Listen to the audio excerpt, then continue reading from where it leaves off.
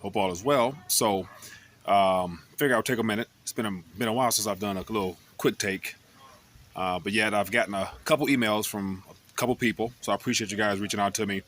And so I have been following the whole Deutsche Bank unraveling, which is basically the beginning of the dominoes is falling in our global monetary system. So thought I would take a minute, share my thoughts on it. But it's interesting how it's a Sunday that information comes out about Deutsche Bank deciding to revamp and to restructure their banking model for the most part.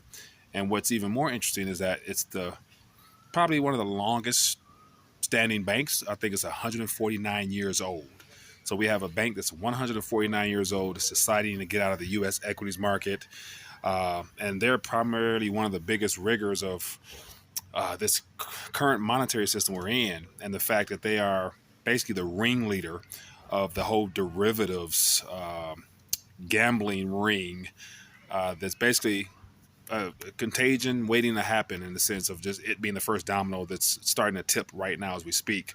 And so apart from the 18,000 jobs that they're going to be cutting, I guess they're planning on doing it in 3 years, but it's good to say that that's their plan.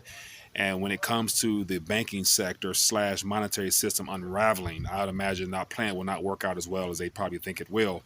So I anticipate it being a lot more than 18,000 over the next 3 years as they have it as of now. But we have a lot of the higher ups, a lot of the big wigs.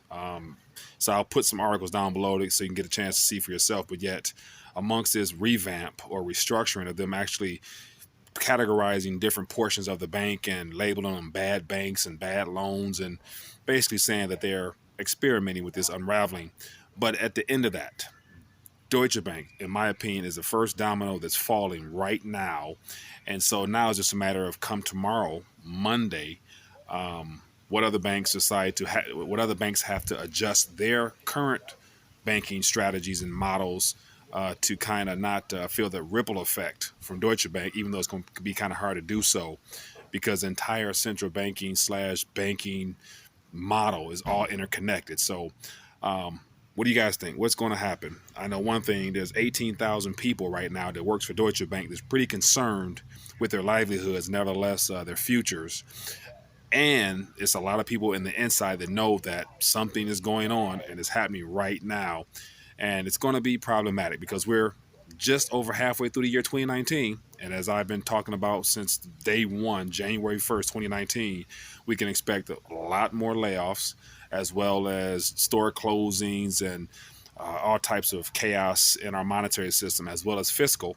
Because just today as well, I saw an article about a $1 trillion need for deficit spending, and so it looks like our government's in need of 1 trillion pretty soon, and they still label it as borrowing.